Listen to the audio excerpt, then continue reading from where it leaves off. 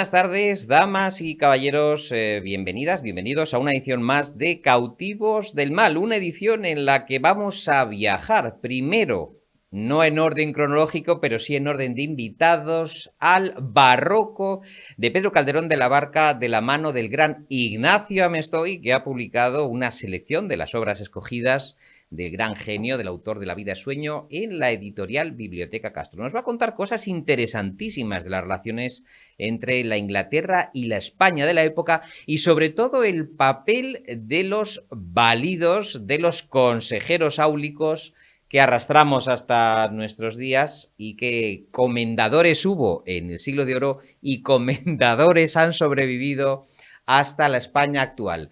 Después nos va a visitar Pedro Insúa con una obra extraordinaria donde nos habla de los fundamentos de la nación española que ha encontrado en documentos del siglo XIII muy interesantísimos fechos que él dice que ya configuraron una arquitectura que prefigura la España actual y que algunos se empecinan en negar incluso con los documentos, con las pruebas encima de la mesa. Va a ser un programa extraordinariamente especial, pero antes llega el turno de las recomendaciones y nos vamos a la Italia de Francesco Petrarca. En acantilado, como tenemos este tiempo tan loco, se me ha ocurrido hacer esta recomendación de Remedios para la Vida de nuestro amigo José María Micó, profesor maravilloso, que además saben que compone y que es poeta y que en esta ocasión ha reunido los remedios para la vida, que son 35, de las recomendaciones más concebidas por Petrarca en su De Remedis Utriusque Fortunae, escrito entre 1354 y 1366, para escarmiento de los prósperos y consuelo de los desdichados. Bueno, las pasiones del alma establecen un diálogo con la razón sobre el fruto bueno o malo de los diversos aspectos de la vida, pues los atributos del cuerpo y del alma, los amigos, el poder y la guerra, la posición social, la salud y el dinero. Ya saben que Petrarca es el autor del célebre Cancionero y, bueno, fue coronado poeta en el Capitolio en 1341 y disfrutó de gran reconocimiento público en la vida. La abundancia de amigos, dice el gozo, tengo muchos amigos, y la razón, me maravilla que tengas en abundancia lo que todos los demás tienen en gran escasez, pues a través de los tiempos solo se recuerdan unos pocos casos de amigos que lo fuesen de verdad. Bueno, así todo este libro maravilloso de citas de Remedios para la Vida. De Petrarca nos vamos al siglo XX, XXI incluso, con el gran escritor David Mamet, guionista, dramaturgo, porque ante el percal que nos acosa por todas partes acerca de lo políticamente incorrecto, ha publicado Himno de Retirada en esta edición preciosa de Deusto. David Mamet, además, premio Pulitzer y uno de los grandes guionistas, nos habla de cómo la cultura woke nos empobrece intelectualmente y amenaza la democracia. Bueno, es uno de los autores más importantes del siglo XX y de lo que llevamos de XXI. Y en estas páginas, Mamet examina el descenso de Estados Unidos a los infiernos de lo que él llama la barbarie de los últimos años. Auspiciado por la censura de la libertad de expresión en pos de evitar la ofensa a todo el mundo, y Mamet advierte de que la proliferación de estos lectores de sensibilidad, de literatos moralizantes y de crear doctrina, pues propugna entre las nuevas generaciones una mentalidad, tomen nota, dogmática que impide asumir un carácter disruptivo, provocador, conflictivo e incómodo que precisamente es la base de la cultura. David Mamet alza su voz contra esta censura woke, esta censura de lo políticamente correcto, y subtitula La muerte de la libertad de expresión y por qué nos saldrá cara. El tercero y último de Armando Cerolo, que complementa el de David Mamet, de título muy significativo, Época de idiotas, un ensayo sobre el límite de nuestro tiempo, de este profesor de filosofía política y del derecho, un excelente ensayo sobre, cómo los referentes, desde literarios a cinematográficos, sobre los idiotas, es decir, chivos expiatorios que asumen los grandes males del mundo, los Quijote, los Cándidos de Voltaire, los Pasolini o las Teresas de Lisieux, han nacido para redimirnos. Bueno, un repaso por grandes artistas y personajes y sobre cómo permanecer en el límite nos permite precisamente conservar, dice, lo que tenemos y a la vez, fíjense qué palabra tan bonita, dejarnos permear por el futuro. El límite, dice Armando Cerolo, el límite es el lugar del encuentro. Propone una visión de nuestro tiempo que por un lado es crítica y por otro abre un espacio de nueva luz a lo porvenir. Época de idiotas, pero estos idiotas bastante ilustrados, les recuerdo los idiotas de Voltaire, de Cervantes, de Pasolini, etcétera, etcétera, de Armando Cerolo. En Ediciones se encuentra un libro recomendabilísimo. Sin más dilación, vamos con la primera entrevista.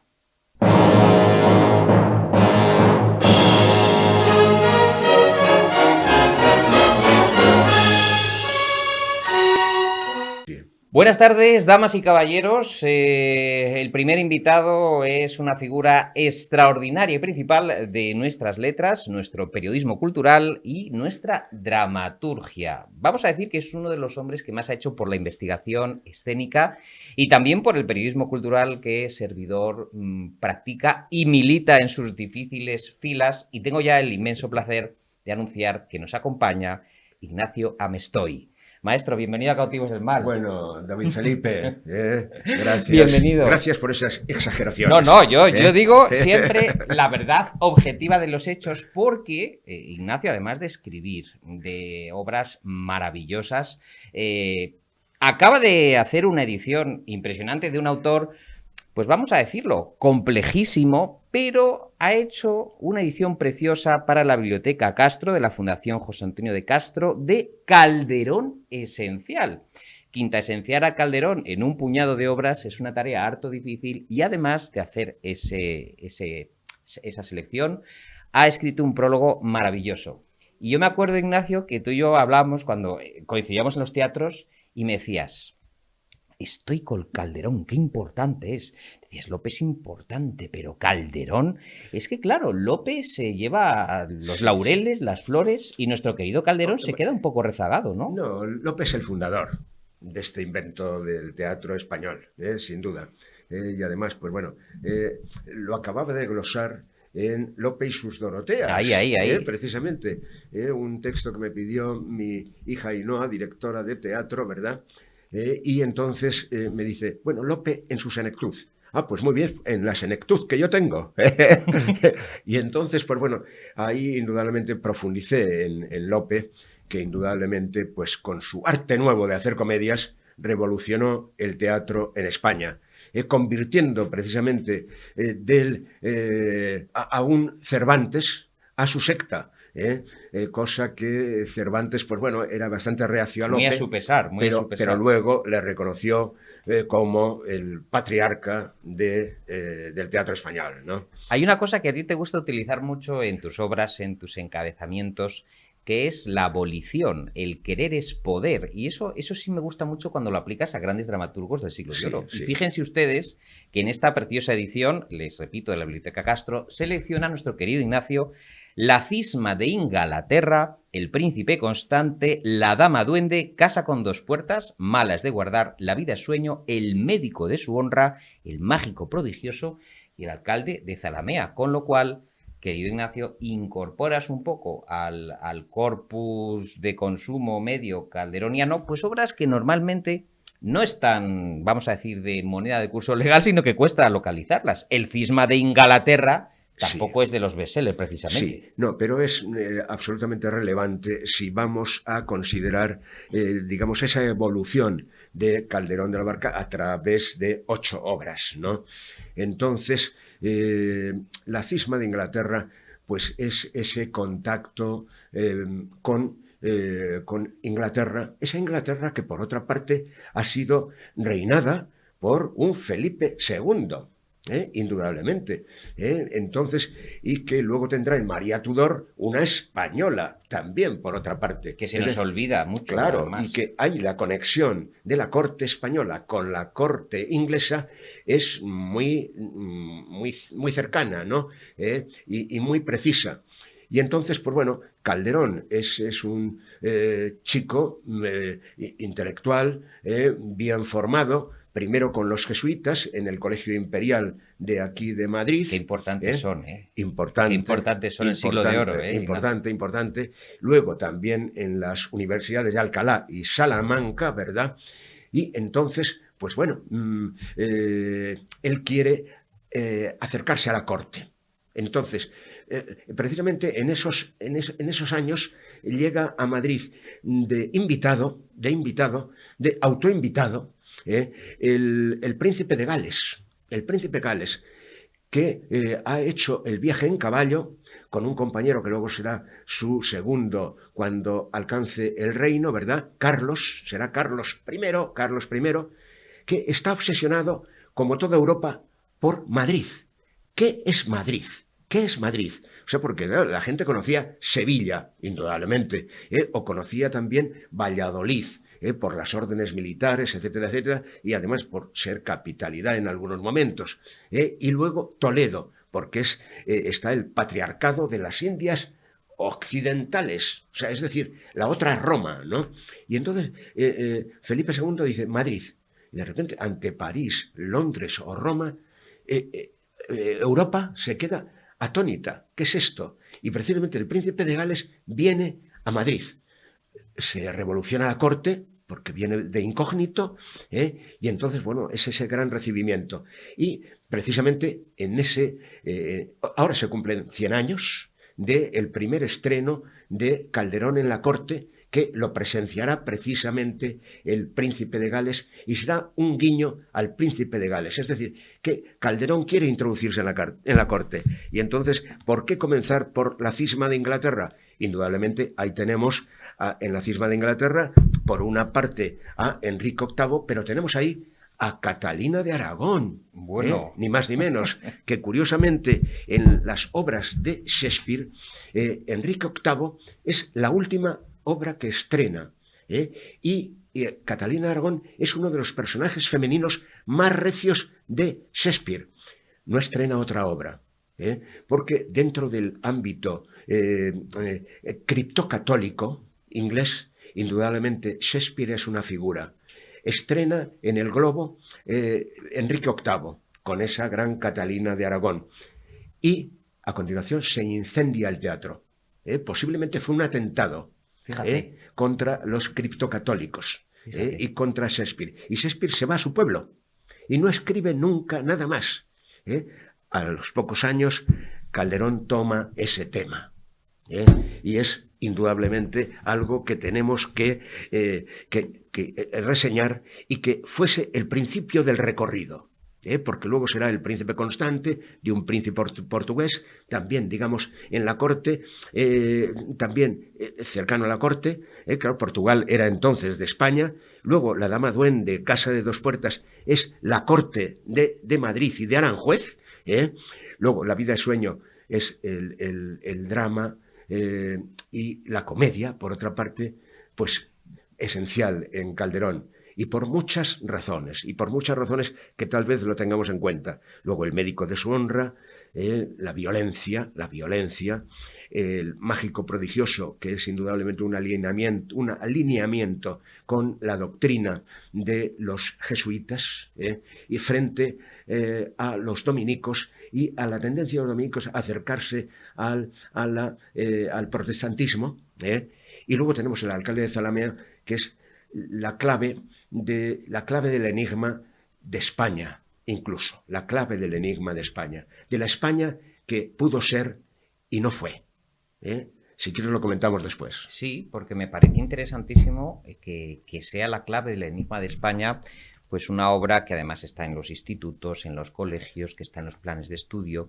Y dice Ignacio Mestoy en este volumen, les recuerdo, este Calderón esencial, algo muy importante, que la vinculación de Calderón precisamente con la corte va a ser muy estrecha porque Lope de Vega, y es una expresión que me ha gustado mucho, Ignacio, estaba en retirada y ese recambio generacional es aprovechado muy bien por Calderón. Sí, sin duda. Bueno, estaba en retirada porque, bueno, ya era mayor, pero todavía en condiciones, ¿verdad? Y sobre todo llegan los nuevos paladines del teatro, auspiciados por el conde duque de Olivares, que indudablemente, pues bueno, quiere tener en la corte lo más granado de España y de fuera de España. Se trae de Sevilla a Velázquez, trae a los estilistas italianos, tiene sus conexiones también con la intelectualidad francesa. Entonces, bueno, ahí, digamos, ese aspecto de ilustración ya se va generando y entonces Calderón significa ese personaje que de repente irrumpe en la vida de Lope de Vega. Lope de Vega entonces es mayor, reflexiona y se dice, bueno, pero si yo he hecho teatro para ganar dinero, entonces no he hecho las dos obras que me gustaría hacer. Una tragedia, para empezar, no he escrito una tragedia, no escribe nadie una tragedia porque yo lo impido con el arte nuevo de hacer comedias, por otra parte, y luego me hubiese gustado hacer mi Celestina, esa gran obra que escrita para leerse cuando 10 personas se juntaren a oír esta comedia. ¿Por qué circunstancias? Bueno, estamos en 1499 y tienen que convivir las tres religiones. El Islam no permitía el teatro, los judíos tampoco, y entonces, pues bueno, había que convivir. Entonces, teatro para leer, pero teatro, cuando 10 personas se juntaren a oír esta comedia. No es una novela, la Celestina, es una comedia. Y entonces Lope quiere hacer su Celestina, que será indudablemente la Dorotea, será la Dorotea, y también quiere escribir una tragedia, que será El castigo sin venganza. Tragedia escrita, dice él, al estilo español y estrenada una sola vez por razones que no vienen al caso. Pero las razones serán para que la viera en Palacio, se estrena en Palacio, para que la viera Calderón, y que supiera que había un poeta más excelso que él. ¡Qué maravilla! Calderón. Escrita para ser representada una sola vez ante ingenios de la corte. Y nos vamos a retrotraer al siglo XX, hace unas décadas, porque apunta Ignacio Mestoy que 3 espectáculos conmovieron al mundo teatral de manera decisiva en el siglo XX. El Majábharata de Peter Brook, un dramaturgo al que hemos homenajeado en Cautivos del Mal, con texto de Jean-Claude Carrière, Yerma de Víctor García, sobre el texto de García Lorca, con la gran Nuria Espert, y El Príncipe Constante. Pero tomen nota, amigos y amigas de Cautivos del Mal, que sé que estos apuntes literarios les encantan, en versión del polaco Jerzy Grotowski, a partir de la obra de Calderón del 65 al 68, unos años, Ignacio, de esplendor teatral, bueno, que daba gusto. Y de convulsión, David Felipe, de convulsión política. Ahí está el 68 francés, ahí en España, pues bueno, hay estados de excepción, etcétera, etcétera, e indudablemente en medio de ese conglomerado y con esa Polonia invadida por la URSS, surge Grotowski con El Príncipe Constante, un canto a la libertad, un canto a ser libre, a hacer lo que uno cree que tiene que hacer, no estar poseído por una dictadura. Y indudablemente es un emblema para todo Occidente esta obra de Calderón, vista con su desnudez desde el teatro pobre, por Grotowski. Ujú. El príncipe constante, apunta Ignacio Amestoy, que puede tener su base en la fortuna adversa del infante don Fernando de Portugal de Lope, tuvo, para el veterano autor de 66 años, una circunstancia desagradable. En enero de 1628, el cómico Pedro de Villegas hirió a Diego, el hermano mayor de los Calderón, recién llegado de Flandes, en el mentidero de los representantes. El actor huye del lugar y por la calle del León llega a Cantarranas y entra en el convento de las Trinitarias con el escándalo de las monjas. Le siguen Pedro y José Calderón violando la clausura.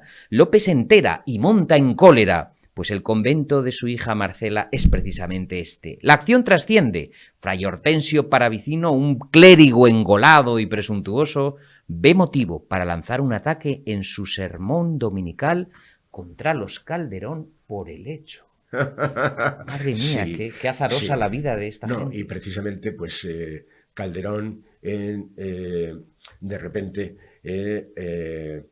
arremete indudablemente contra Lope, ¿no?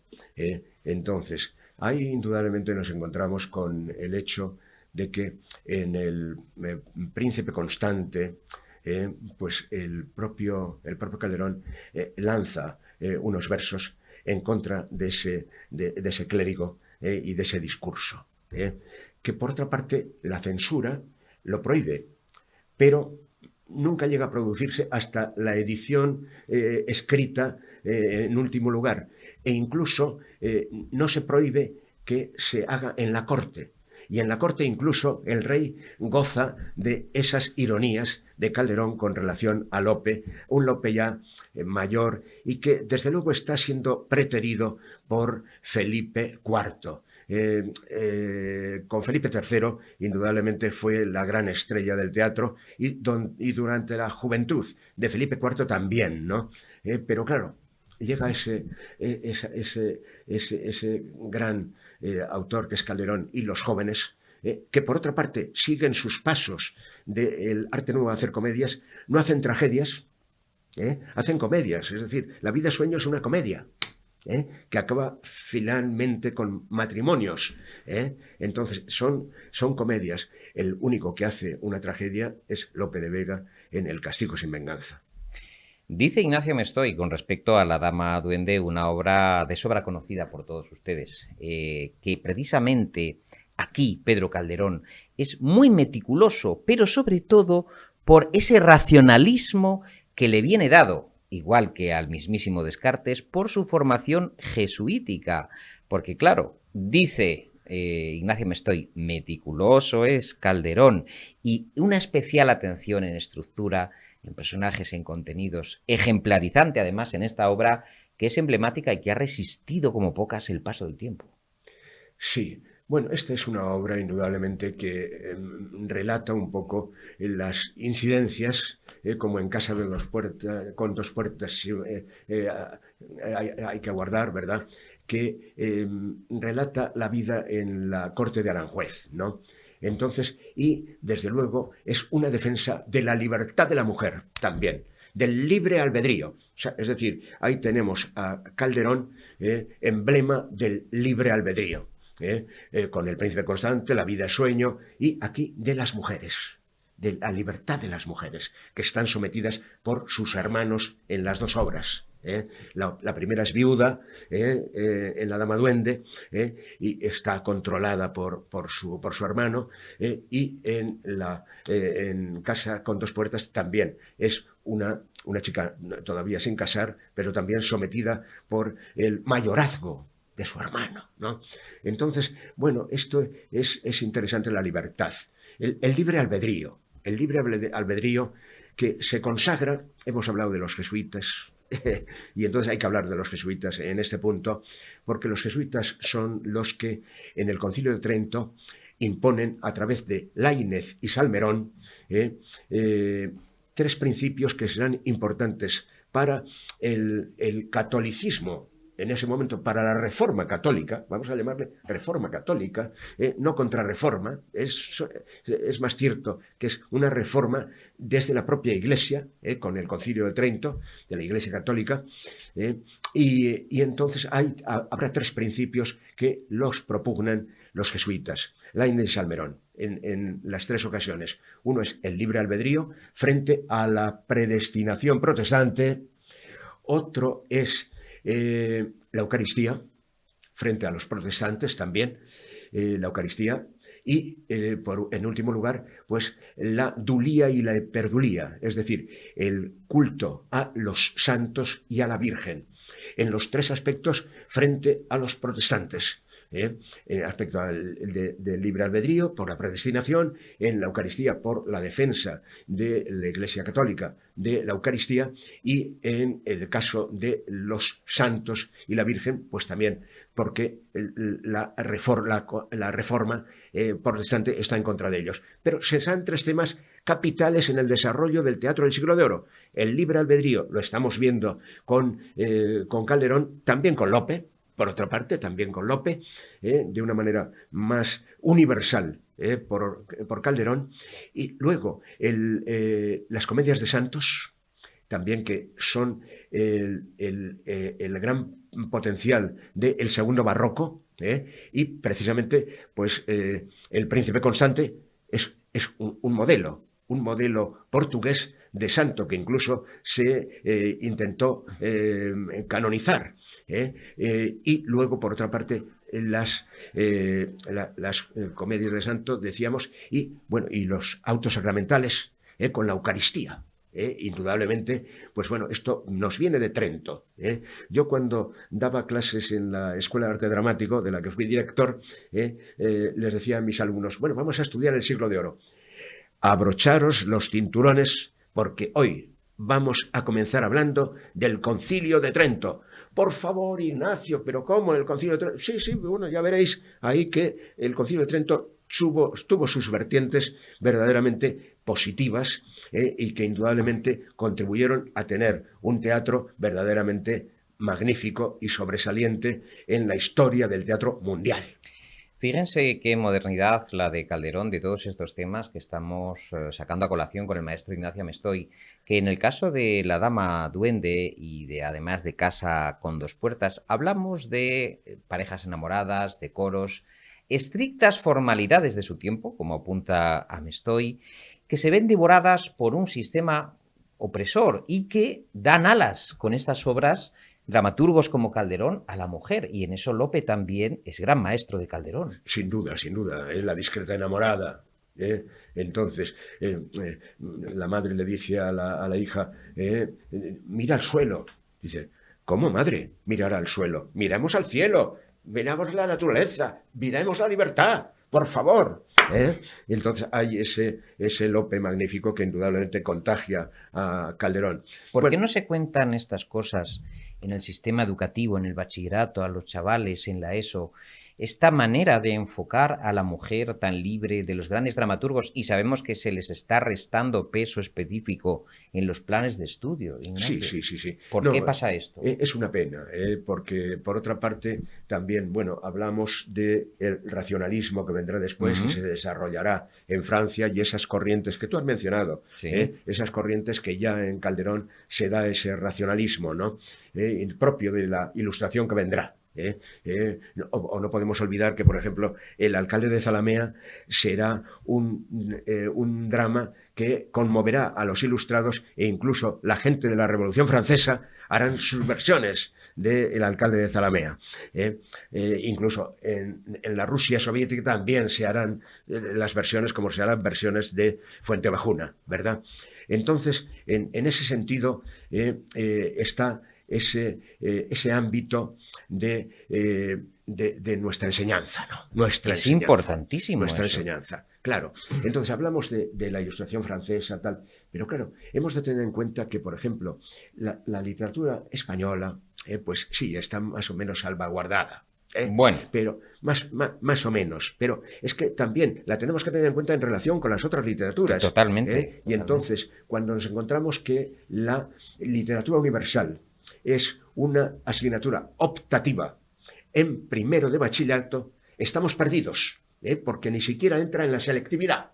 Entonces, es decir, personajes, hablábamos de Molière, o hablemos de Molière que hace, por ejemplo, su Don Juan a la manera de El burlador de Sevilla. Por favor, no se puede entender el Don Juan de Molière, que es una de las mejores obras del teatro universal de Molière, sin El burlador de Sevilla. O, por ejemplo, Corneille, con el Cid. O sea, dentro de la Academia Francesa incluso le ponen una querella por tratar un personaje español, que es el Cid. Y el Cid será una de las comedias más representadas por la Comédie Française en la historia del teatro. La historia de un héroe español, curiosamente, y eso es Corneille. Bueno, pues ni Corneille ni Molière pueden estudiarlo los chicos como asignatura formal en nuestro bachillerato. Y el bachillerato y el tema de la literatura española, pues bueno, está cargada de prejuicios. Es decir, que por ejemplo, cuando yo hablo de los jesuitas y el siglo de oro, dice, bueno, algunos profesores me han dicho, bueno, sí, claro, y catedráticos, sí, claro, pero hombre, ahí hemos tenido la pega, pues bueno, del franquismo, no sé qué, no sé cuánto. Bueno, pero lo que es. Y si de repente los jesuitas significaron algo importante en España y en el mundo, pues bueno, pues hay que decirlo. Sí. Como en este momento, si los jesuitas son asesinados en El Salvador por la teología de la liberación, pues hay que decirlo. Claro.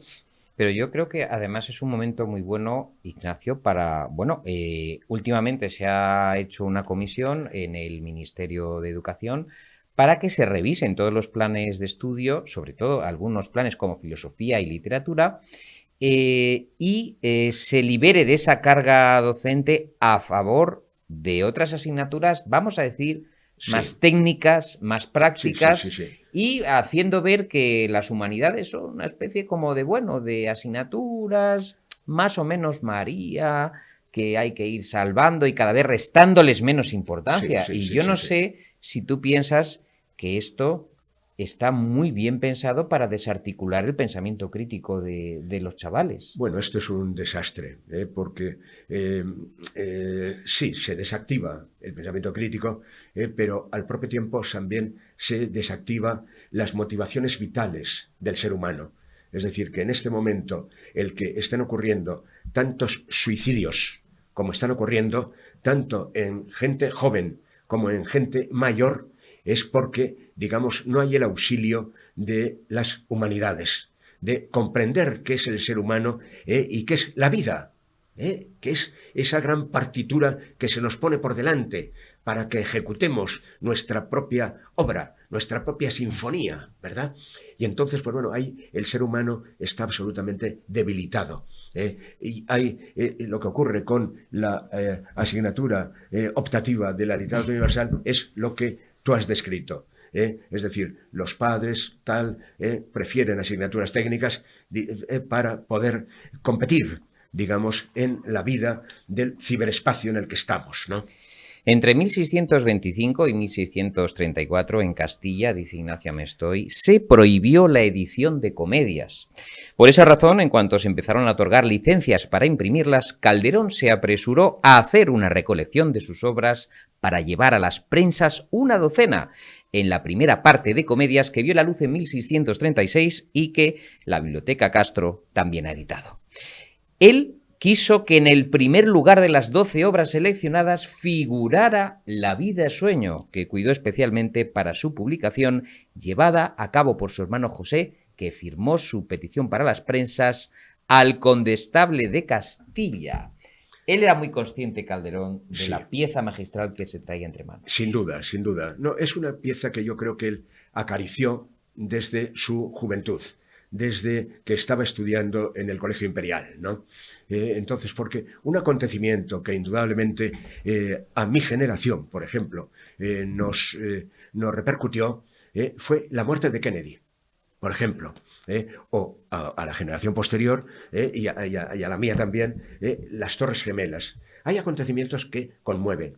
Indudablemente, en la España de comienzos del 17, indudablemente la muerte de don Carlos, el primer hijo de Felipe II, la muerte en cautividad, después de que ese hijo, pues bueno, había nacido con la muerte de su madre también. Entonces, ahí indudablemente hubo ese acontecimiento a Calderón y a sus compañeros de las aulas y de España entera, les conmovió, como conmovió a Europa. Ahí está el don Carlos de Schiller, o el don Carlos de Verdi también, ¿no? Indudablemente, pues bueno, en este momento don Carlos es más importante en la mitología cultural que el propio Felipe II. Entonces, en aquel momento también fue para Calderón la muerte de Kennedy, como también para Lope. Atención. Y los dos quisieron hacer una obra sobre ese tema. Sobre ese tema. Calderón la hizo en la vida sueño. Indudablemente ese personaje apresado por su padre, que había matado a su madre al nacer, etcétera, etcétera. Es decir, que las concomitancias son absolutas, y entonces, bueno, pues quiso hacerlo, ¿no? También el influjo de los jesuitas, también por el hecho de que todos los colegiales de aquel momento. Yo no estudio con los jesuitas, pero bueno. Yo sí. Yo sí. Entonces, bueno, tú lo sabes. De los 6 a los 18 años. Bueno, tú lo sabes mejor que yo, que precisamente, pues bueno, uno de los acontecimientos en la enseñanza eran los ejercicios espirituales, que no eran los ejercicios espirituales de 4 semanas, no sé qué, pero sí eran de 4 o 5 días, entonces, en donde se veía todo el tema de la muerte, todo el tema de las decisiones a tomar en los momentos de debilidad y los momentos de fortaleza. Entonces, bueno, ahí están todos esos momentos de debilidad y fortaleza de Segismundo. Por ejemplo, cuando le llevan a la corte y tal. Entonces, bueno, pues ahí está todo ese espíritu, todo ese espíritu. Entonces, de cualquier forma, también a un Lope de Vega ese tema le conmueve. Y el castigo sin venganza será esa historia. Qué bueno. También será esa historia. Qué maravilla. Es decir, es ese mito de sus torres gemelas de toda esta generación. La última pregunta, porque ya estamos agotando el tiempo de la entrevista, que me ha interesado mucho y que Ignacio lanzó al principio de este programa. ¿Por qué el alcalde de Zalamea, y me parece un titular maravilloso, contiene el enigma de España? Contiene el enigma de España porque ahí está el duelo que indudablemente la corte puso en marcha con los autores, Lope de Vega especialmente, con las comedias de comendadores. Es decir, España prácticamente desde la Reconquista indudablemente está en manos de los reconquistadores, de los grandes títulos. Hoy en día los títulos de gran tronío en España todavía se diferencian entre aquellos de la conquista y los que no son de la conquista. Entonces, bueno, ahí tenemos indudablemente a esos comendadores que representan a la aristocracia en España. Y entonces ahí tenemos, por ejemplo, Fuenteovejuna. Ahí tenemos el alcalde de Zalamea. El alcalde de Zalamea, ¿qué era? Pues era un villano con dinero. Un villano con dinero. Era la burguesía. La burguesía que ciertamente luego va a apoyar la Revolución Francesa. Qué maravilla. Y que precisamente el alcalde de Zalamea será un motivo de reflexión para los franceses con relación a ese cambio de una monarquía absoluta y degradante, ¿verdad?, apoyada por la aristocracia. Y entonces aquí, con el alcalde de Zalamea, nosotros veíamos otra España, cómo el rey precisamente le perdona al alcalde de Zalamea el haber ajusticiado a unos nobles que se han propasado. a unos nobles que habían actuado innoblemente. Y entonces le da cuerpo de ley al villano, Fíjense. a la burguesía.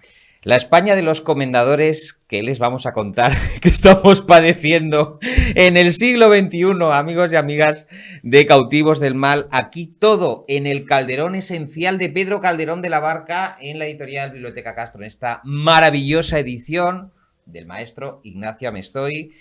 No sé cómo agradecerte que hayas venido a Cautivos del Mal. Bueno, Y pero también que se difunda mucho, pero también ¿verdad? hay que decir que el catálogo, que es extraordinario. Se cumplen los 30 años de Biblioteca Castro. 30 años. Que es maravilloso todo. Que es maravilloso. Que es maravilloso. Que lo dirige Darío Villanueva, nuestro que amigo. Darío Villanueva, como director académico. Y que desde luego, pues bueno, es una joya por una razón muy especial. Porque las obras que se editan son las más perfectas, las más perfectas en cuanto a edición filológica. A edición filológica, pero sin acompañarlas de notas filológicas. Sí, señor. De forma que el lector lee en libertad, sin ningún condicionamiento. Es decir, ahora, también para eso se necesita que el lector, como Unamuno fue un gran lector de teatro en Salamanca, porque de repente le gustaba más leer las obras que traían los cómicos que verlas.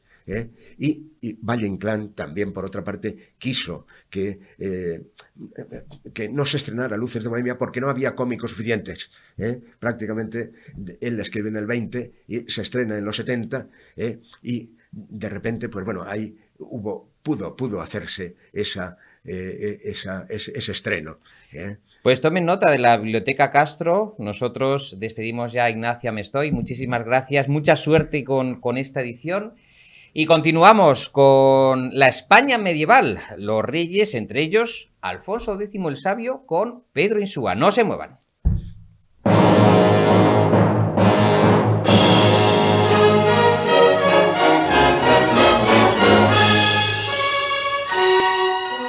Les decía hace unos instantes que de la España del barroco nos vamos a retrotraer a la España o las Españas medievales, que son varias, y sobre todo a una época impresionante que culmina con el legado del rey Alfonso X el Sabio.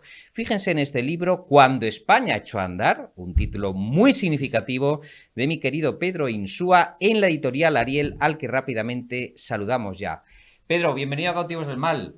Muchas gracias, encantado de estar aquí contigo. Bueno, el rey sabio, no solamente sabio por sus conocimientos geográficos, sus conocimientos de piedra, sus conocimientos históricos, sino por ser el arquitecto de esta España que tú dices además que echó a andar en un momento, fíjate, hablas de 1252, tras la muerte de su padre, Fernando III, Alfonso X, uno de los reyes más importantes para entender la idea de España.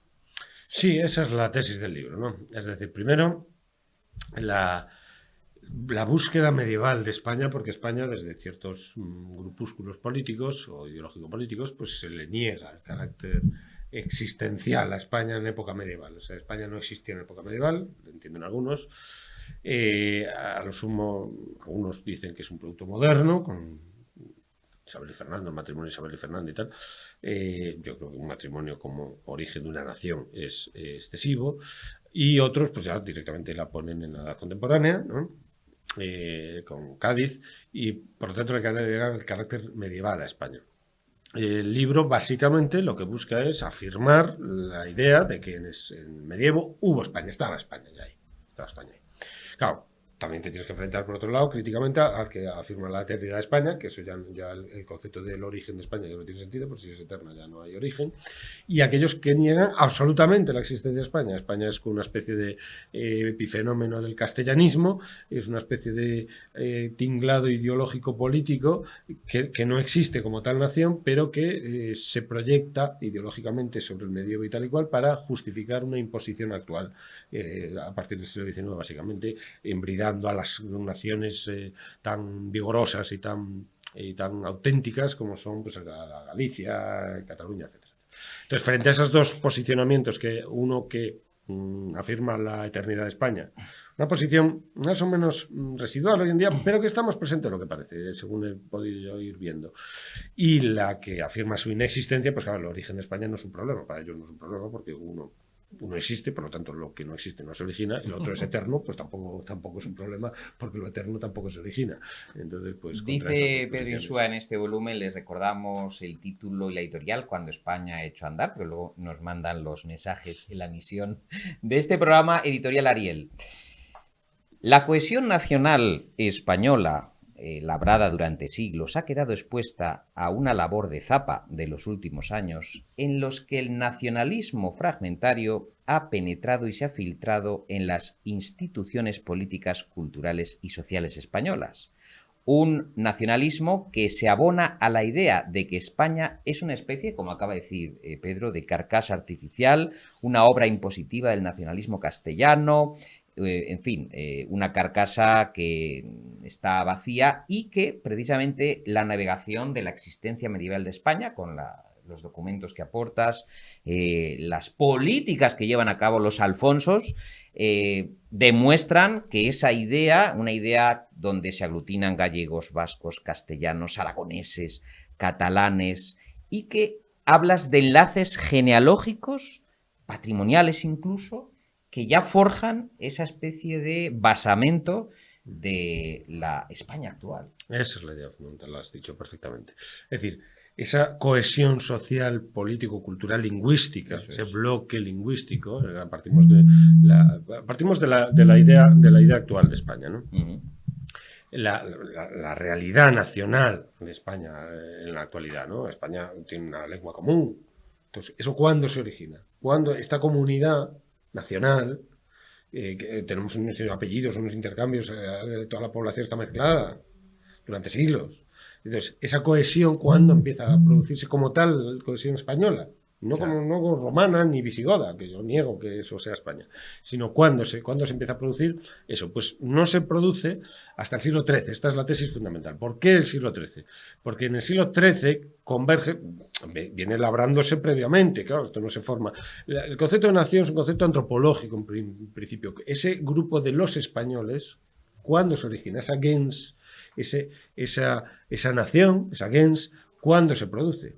Ese grupo que se reconoce desde el exterior como los españoles. Español es una palabra de origen provenzal, es un provenzalismo, es el único gentilicio que es un provenzalismo. De los gentilicios que tenemos en español, el único que es un provenzalismo es precisamente español. Y entonces, los españoles es una palabra con ese gentilicio del siglo XIII. Curiosamente, es decir, la filología acude perfectamente a la tesis que yo sostengo. España como nación es un producto bajo medieval, no alto medieval. La idea de España sí es previa, es alto medieval, pero es una idea teológico-política, no está realizada como tal nación. Esa idea que va empujando a partir de una plataforma política nueva, que es el Reino de Asturias, nueva con respecto a Roma y con respecto al Reino visigodo, se forma una nueva plataforma política que es capaz, a través de las instancias de la monarquía, de convocar a las gentilidades que están en el entorno, que empiezan a convertirse, eso que eran galaicos, en gallegos, porque empieza a definirlo esa plataforma política. Es Asturias quien define la plataforma, el Reino de Asturias quien define a gallegos y vascos. No se constituyen previamente gallegos y vascos, son posteriores al Reino de Asturias. Porque es el Reino de Asturias quien los convoca y los lleva a la frontera, y en la frontera se mezclan.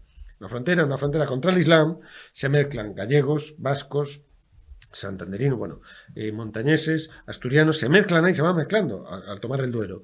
Pero después, claro, pero ahí no está España, porque España también son los catalanes, también son los andaluces, entonces la España actual, estamos partiendo de España actual. Entonces esa frontera va bajando, se reparten absolutamente ese territorio y se mezclan, la genealogía y el patrimonio se lo reparten, esa propiedad se apropian de un nuevo territorio, porque estaba en manos del Islam.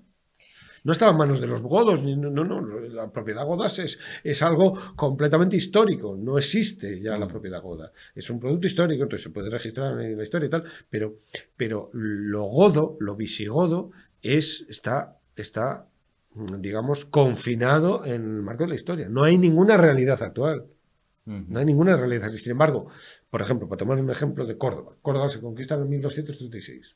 La Córdoba actual es heredera de la de 1236, no de la Córdoba andalusí, ni de la Córdoba fundada por los romanos, no.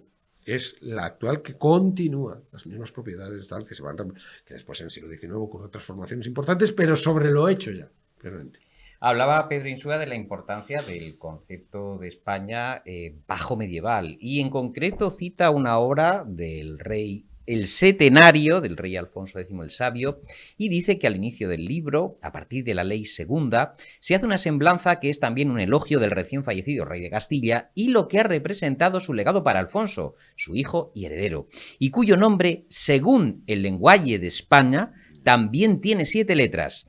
Es particularmente interesante, dice Pedro Insúa, que su precisión, las observaciones en la ley novena de las mercedes que hizo Dios al rey don Fernando en razón de los reinos, acerca de la actividad política y militar de Fernando III, realizando un balance en 7 hitos de los logros relativos al llamado, tomen nota, fecho de España, así con 2 Ns, o reconquista por el culminado. Ahí tenemos primer documento de interés del tema de la nación española, ¿verdad? El Setenario, el fecho de España, esa recuperación del señorío de Rodrigo, que le llaman, se llama fecho de España. Ahí está España. ¿Qué pasa? Que ahora los posmodernos, vamos a decirlo así, del siglo XXI, dicen, no, es un significante vacío. Pero ellos sabían, cuando decían España, no estaban diciendo, era un flatus vocis.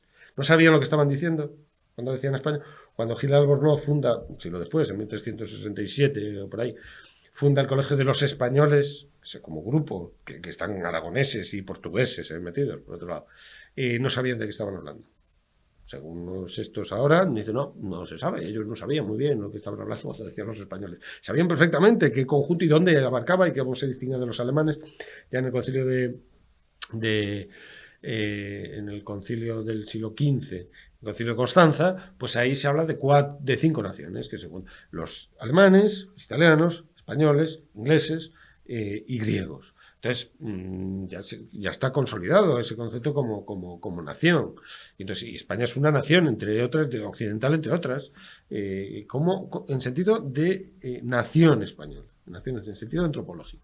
Que después eso tendrá su consecuencia política a partir del siglo XIX, cuando el concepto de nación se convierta, por una transformación del antiguo régimen, en el soberano, digamos, la nación como soberana frente al rey. Pero eso ya es una transformación del siglo XIX. Pero eso no quiere decir que no hubiera nación. Había nación para poder convertirse en soberana después en el siglo XIX. Tiene que haber nación previa. ¿Cuándo nace? Pues en la edad. Exactamente ahí, con Alfonso X. Ahí aparece España, el Setenario. Es un documento fascinante, aparte fascinante. Utiliza el 7 como una especie de número con atributos esotéricos y tal, ¿no? Entonces Alfonso tiene 7 letras, Imperio tiene 7 letras, Ferrando, claro, una modificación ya tiene 7 letras, España tiene 7 letras con la doble N. Entonces utiliza así, pues eso, con carácter pues un poco pitagórico y tal, ¿no? Entonces ahí aparece España, están nombrando España. Pero claro, el carácter nacional que podemos reconocer en la España medieval a partir del actual, de los atributos del actual, es, por ejemplo, la lengua. O sea, hasta Alfonso X no puedes ir más para atrás, porque la lengua empieza a ser la lengua castellana como común a partir de Alfonso X, y no antes. Antes no es una lengua común, tiene carácter de coine, pero no es común. Se empieza a extender en Aragón, cosa que reconoce Nebrija, y a partir de Alfonso X se empieza ya a extender en Aragón como lengua diplomática y todo, se va imponiendo. De hecho, a Italia lo llevan los aragoneses, el español, el castellano. Entonces, el urbanismo, el 90% de las ciudades en las que vivimos los españoles actuales se fundan en el siglo XIII. El 90% de los datos de Ladero Quesada y tal, el 90% de los ordenamientos jurídicos, o sea, el ordenamiento municipal, las relaciones entre las propias ciudades, o sea, lo que se llama en geografía jerarquía urbana, y que la actual sigue siendo heredera de esa jerarquía urbana y no de la visigoda ni de la romana. Porque el reino visigodo es una prolongación de Roma, de la provincia, de la diócesis de Hispania, pero la jerarquía urbana de romana es completamente diferente, es muy distinta, porque aquí hay una jerarquía urbana marcada fundamentalmente por la relación Burgos-Sevilla.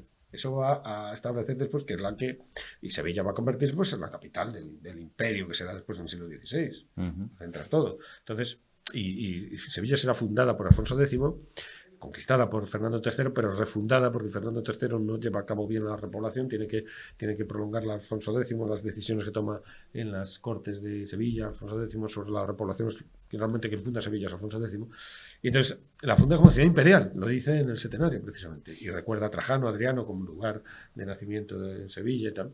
Junto con el Setenario también Pedro Insúa recupera otra idea que también incide en algún fecho de estos que va enumerando él, como es el fecho de Allende, y es la idea de la conquista de ultramar, una obra de origen francés, mandado, según atribuyen algunos, por Alfonso X el Sabio hacer, con el objetivo de dar el salto ultramarino y que con el correr de los siglos va a ser la divisa emblemática con la que se va a significar España históricamente, plus ultra, más allá del mar, en el Allende, es decir, complementa perfectamente esa segunda fase al fecho de España. Eso es.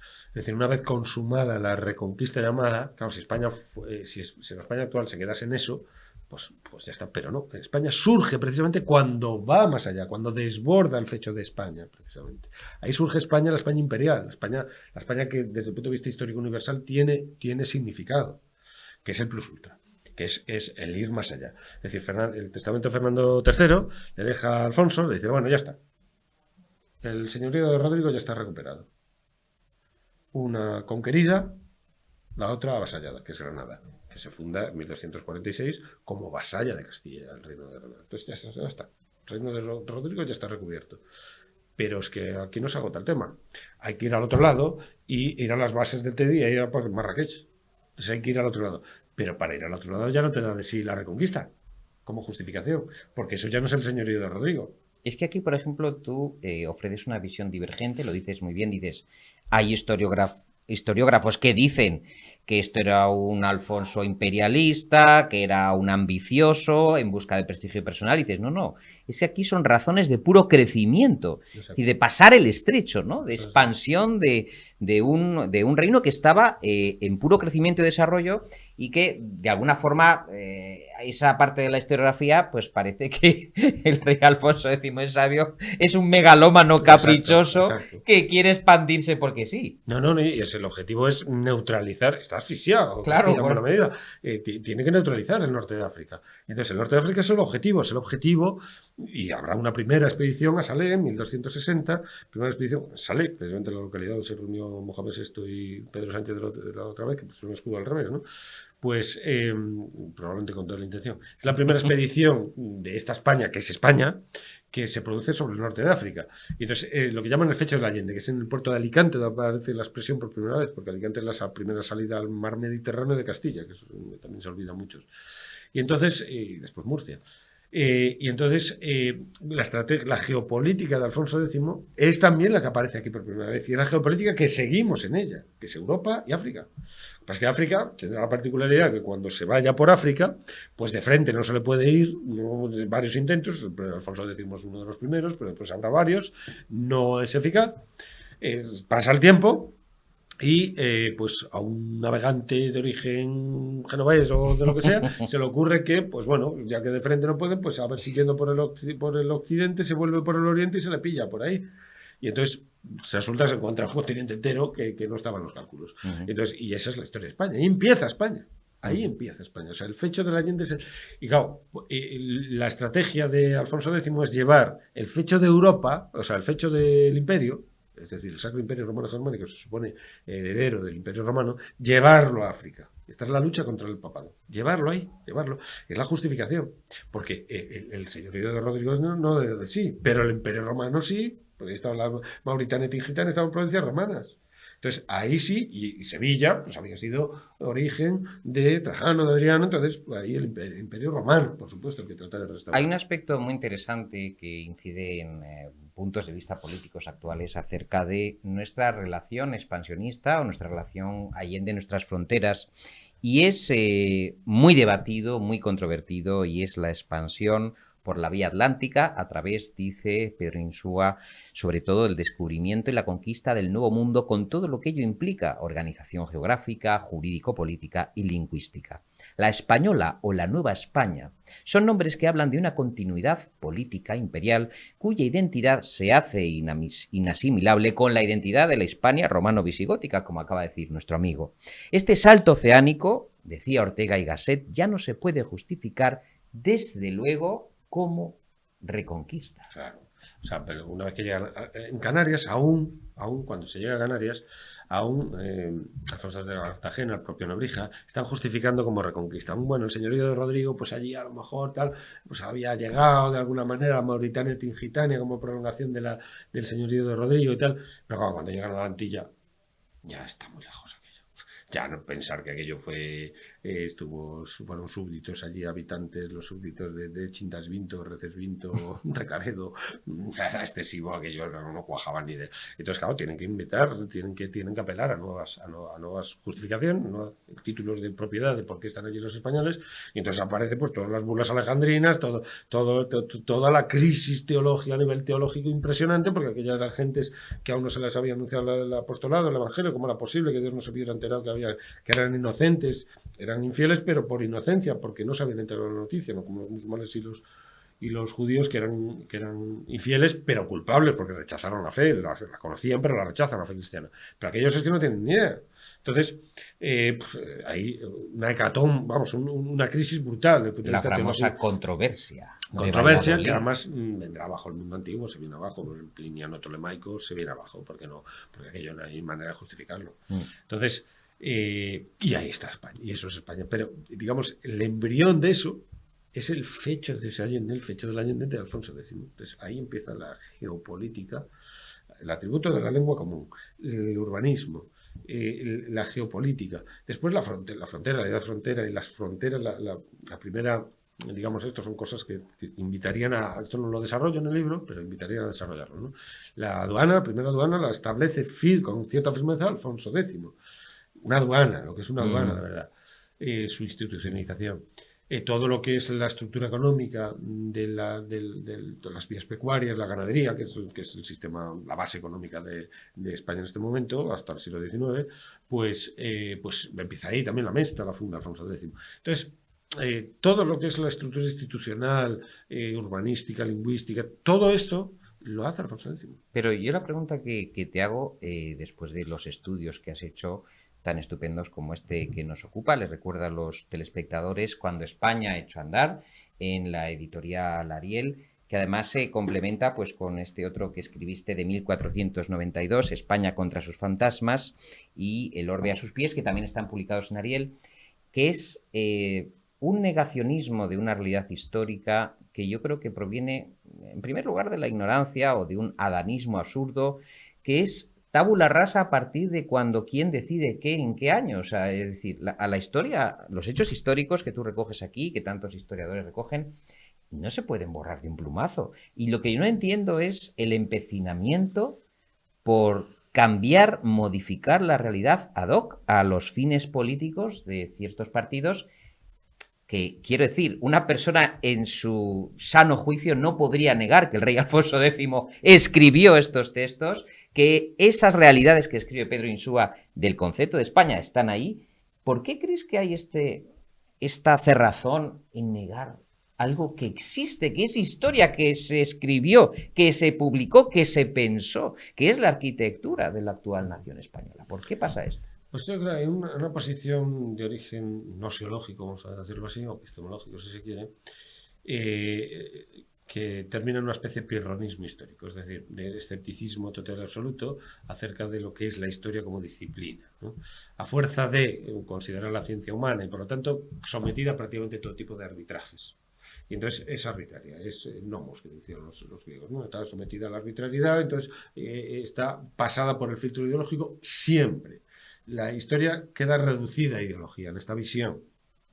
Claro, es una visión que niega pues el hecho de los restos que existen, esos documentos. Pero negar las evidencias, ¿a qué conduce? Claro, es que no entiendo. Y las evidencias están, claro, las proporcionan los relatos, claro.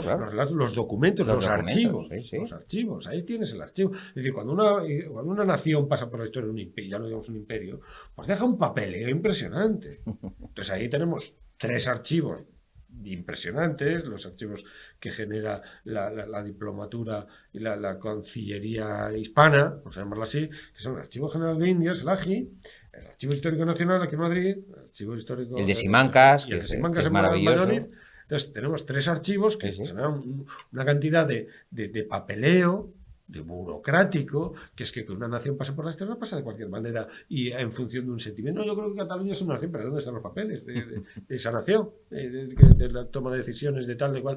¿Dónde están? Está el Reino de Aragón, eso sí, como reino. Pero Cataluña no, Cataluña es un principado dentro del Reino de Aragón. Entonces, tú tienes que probarlo. Y hay prueba del algodón, digamos, hay experimento crucial. No es siempre hay margen a la interpretación. Y aquí estamos hablando de documentos que están contados. Los documentos de las crónicas medievales son muy oficializados, muy. No es como la Edad Moderna, por ejemplo, tienes, por ejemplo, del viaje Magallanes Elcano, un libro que escribí sobre ese asunto, que vine aquí a presentarlo, por cierto, en cierta ocasión, periodista digital, pues, claro, del viaje tienes 5 versiones salidas del barco, 5 o 6 versiones salidas del mismo barco. De esos 18 que llegaron, hay 5 versiones que cuentan ellos. Claro, en época medieval es mucho más escueto, digamos, el documento. Pues están las crónicas de Alfonso III, y todo oficializado y tal y cual, y pasados por cierto tamiz ideológico, naturalmente, que el historiador tiene que ir distinguiendo, no puede quedarse con la ideología. La ideología no es historia. Y la historia, un componente de la historia fundamental es que es un discurso verdadero, por decirlo en términos clásicos. Es verdad. Historia es verdad. Si no, no es historia. Si no es verdadero, es que no es historia. Esto es una condición fundamental. Entonces, el discurso histórico frente al ficticio, frente al legendario, es que es verdadero. El legendario o el ficticio, pues pudiera serlo. Pero aún así, Pedro, estos documentos que tú traes, el Setenario, siglo XIII, toda esta documentación vastísima y muy ordenada, ¿cómo es posible, me refiero, negar la realidad? Claro, Eso me refiero, ¿cómo se puede hacer eso? Porque la razón histórica es después hay componente sentimentalista del irracionalismo romántico, básicamente, que pasa por ese filtro absolutamente El todo. bucle melancólico, El que bucle diría melancólico, San Juaristi. Juaristi. Entonces, el romanticismo, desde el punto de vista pues, de las relaciones amorosas, vamos a decirlo así, pues fue muy fértil, pero desde el punto de vista histórico y político fue devastador. Fue devastador. Entonces, los hermanos Schlegel, es decir, esa consideración del sentimiento por encima de la razón y digamos, como la razón científica tiene unos límites a las que solo se accede mediante la poesía, es el alimento del nacionalismo fragmentario. Son los poemas de los grandes fundadores, ahí es donde ve la nación operar y tal, y sometida muchas veces a verdaderos fraudes, ¿no? Como en el caso de el fraude de Macpherson. Macpherson, por ejemplo, Eduardo Pondal, padre del himno gallego. Gallego, pues, la letra es lo que hicimos dos pinos de Eduardo Pondal y tal. Eduardo Pondal se decía bardo tal. Y Eduardo Pondal se traga toda la historia de Macpherson, que es un invento, que se demostró que era un invento de Finn, de la mitología irlandesa procedente del siglo VII, VIII, no sé, IX creo. Y no, es un invento del siglo XVIII de Macpherson que simuló documentos del siglo VIII. Y se ha demostrado que es un invento, pues ahí sigue, el galleguismo con ese rollo. Sabes, Pedro, que hay políticos que se arrogan la potestad de repartir el carné de buen o mal progresista y de definir pues un amplio espectro que va desde el comunismo al rojipardismo, estableciendo categorías en personajes públicos como tú, como yo, como muchos amigos de los medios de la cultura, y retirando o concediendo el favor según. Eso a mí me parece que es algo bueno, que se ha resucitado muy recientemente, que es el señalamiento, que es la calificación o descalificación. Y a mí eso, Pedro, que yo sé que tú eres un hombre muy libre como yo, me inquieta mucho. Sí, es lo que llaman cancelación ahora, ¿no? Es decir, el San Benito, o sea, te cuelgan un San Benito y ahí ya lo tienes. Y entonces, generalmente, pues,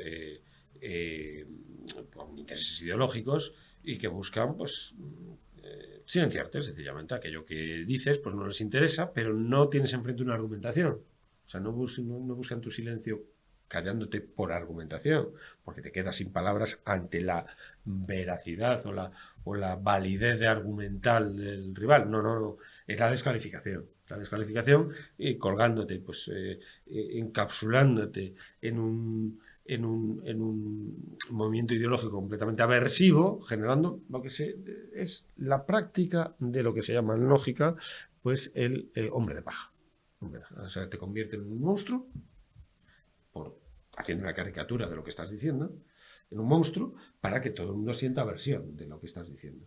Pero previamente han hecho la labor ellos de caricaturizar tu posición. Entonces no se están enfrentando a ti, se están enfrentando a la caricatura, a ese monstruo caricaturesco que ellos mismos se han proyectado para justificar su posición, que esto es lo triste.